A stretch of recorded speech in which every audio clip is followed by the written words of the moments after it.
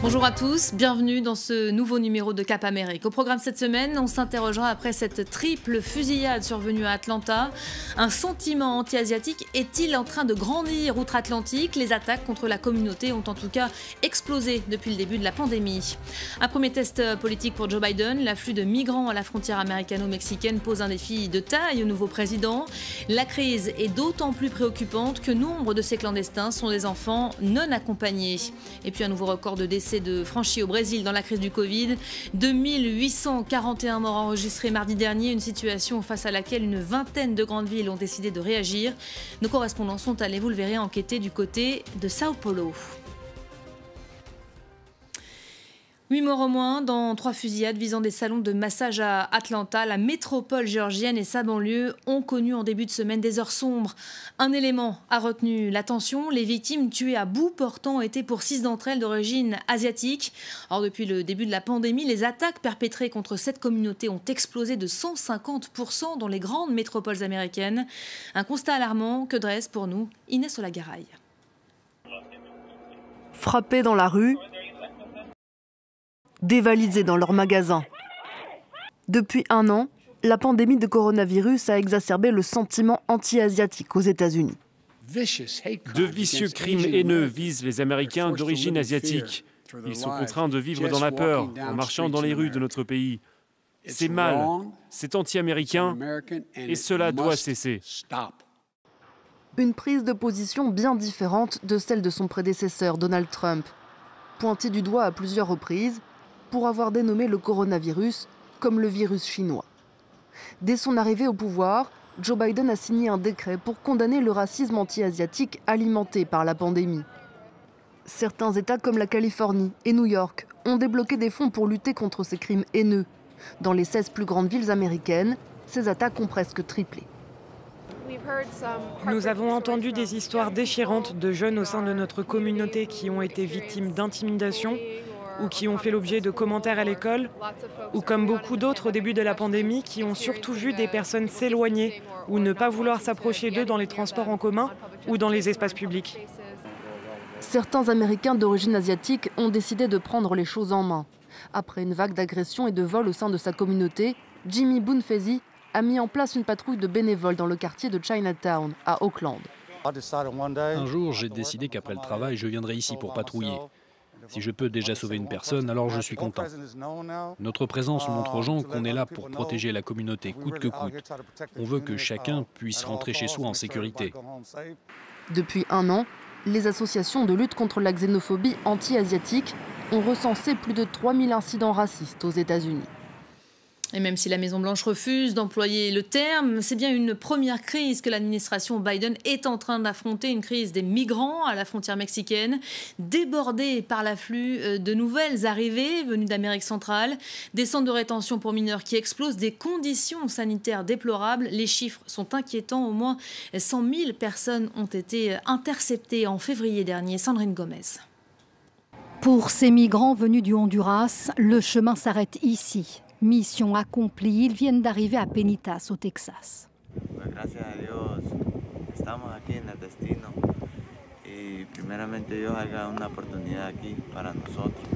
Des candidats chaque jour plus nombreux depuis le début de l'année à la frontière sud des États-Unis. Au moins 100 000 le mois dernier, dont près de 10 000 mineurs non accompagnés. Un afflux qui fait réagir les républicains. Ce lundi, avec une dizaine d'autres élus, leur chef à la Chambre des représentants est venu dénoncer ce qu'il appelle la crise Biden aux frontières. This is a human heartbreak.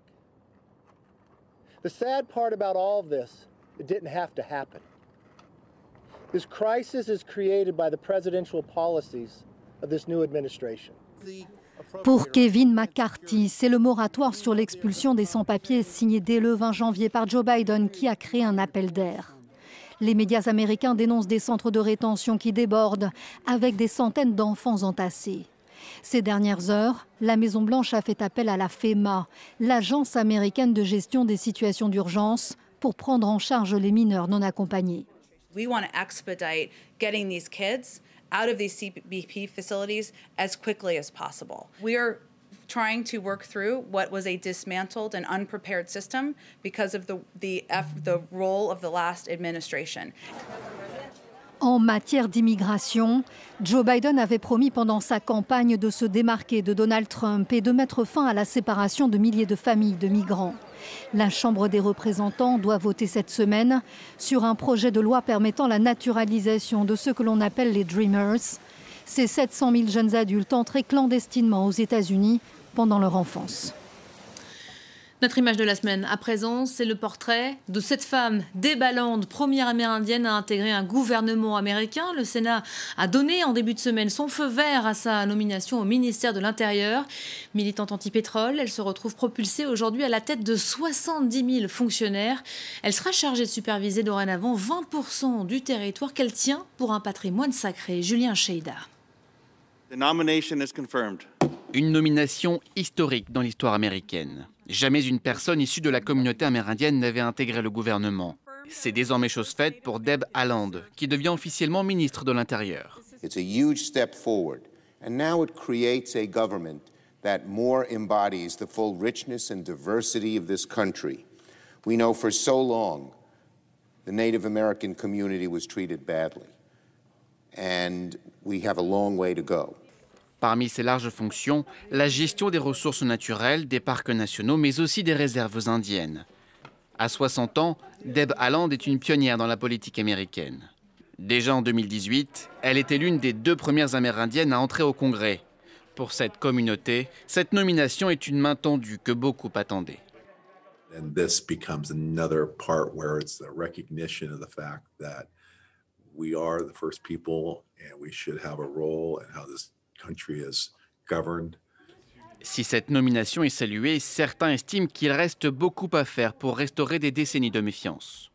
There are many tears of joy, but the truth is that we're also very realistic about the work ahead. Deb is not going to be able to solve all the problems we face as tribal nations by herself.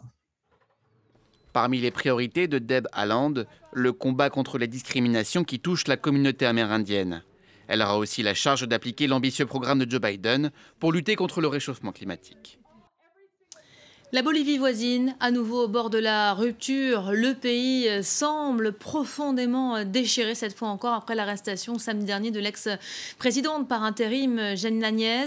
Des dizaines de milliers de personnes ont manifesté ce lundi dans les principales villes du pays contre cette interpellation, contre aussi le MAS, le mouvement vers le socialisme de l'ancien président Evo Morales, qui accuse son opposant d'avoir mené un coup d'État.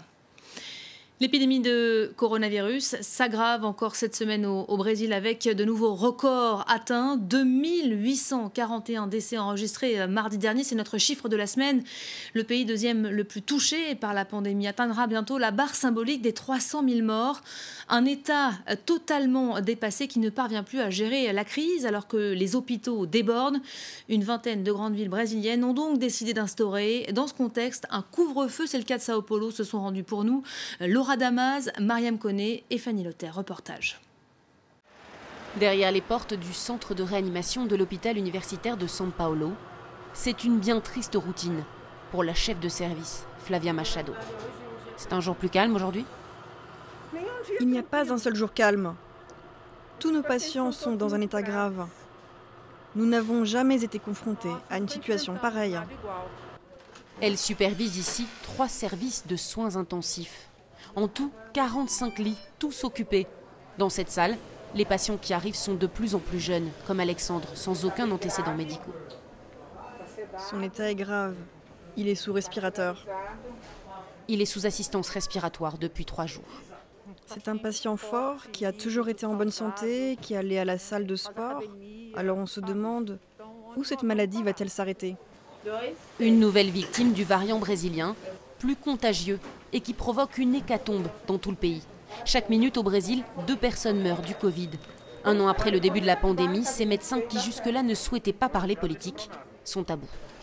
Un président qui ne porte pas de masque, c'est inadmissible. L'usage du masque est obligatoire et cela aurait dû être défendu par les autorités depuis le début de la pandémie. De la même manière qu'on aurait dû anticiper l'achat de vaccins dès l'an dernier, depuis le début. On aurait dû mieux planifier. Médecins, infirmiers, physiothérapeutes ou encore psychologues. Toutes les spécialités passent au crible chaque patient un à un, comme cette femme qu'il croyait remise il y a quelques jours et qui a fait une rechute. Je ne croyais pas à la pandémie au début. Quand cela a commencé l'an dernier, je travaillais pour une dame qui avait le Covid et j'ai pris soin d'elle pendant 48 jours sans l'attraper. Je ne croyais pas qu'autant de gens mourraient. Je disais, je ne l'attraperai jamais et je l'ai eu. Des patients qui récupèrent de plus en plus lentement. Et dehors, 4000 Brésiliens en état critique espérant une précieuse place dans tout le pays. Une équation impossible pour cette chef de service qui emploie le système D. Voilà, ça c'est le groupe des secours qui nous prévient. Actualisation, patient qui a besoin d'un lit. J'ai demandé s'il y avait une place dans un autre groupe et s'ils me disent oui, je repasse l'information. WhatsApp nous aide beaucoup, sans ça on ne pourrait pas anticiper. Si aucune mesure d'isolement social n'est prise au niveau national, ces médecins avertissent, dans les semaines qui viennent, le Brésil pourrait atteindre les 4000 morts par jour. La musique, paraît-il, est un excellent remède pour adoucir ce contexte difficile. Avant de nous quitter ces images de concerts improvisés, je vous propose de tendre l'oreille.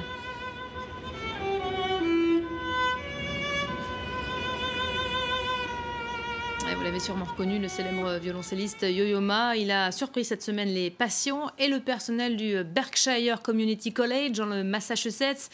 Venu se faire vacciner contre le Covid, il est arrivé instrument sur le dos. Il s'est mis à jouer après avoir reçu l'injection pendant les fameuses 15 minutes d'observation. L'artiste né en France il y a 65 ans a été chaleureusement évidemment applaudi par ses spectateurs d'un nouveau genre. On va se quitter là-dessus, c'est la fin de ce numéro de Cap Amérique. Merci à vous de l'avoir suivi. Et prochain rendez-vous, même heure, même continent la semaine prochaine. À très vite.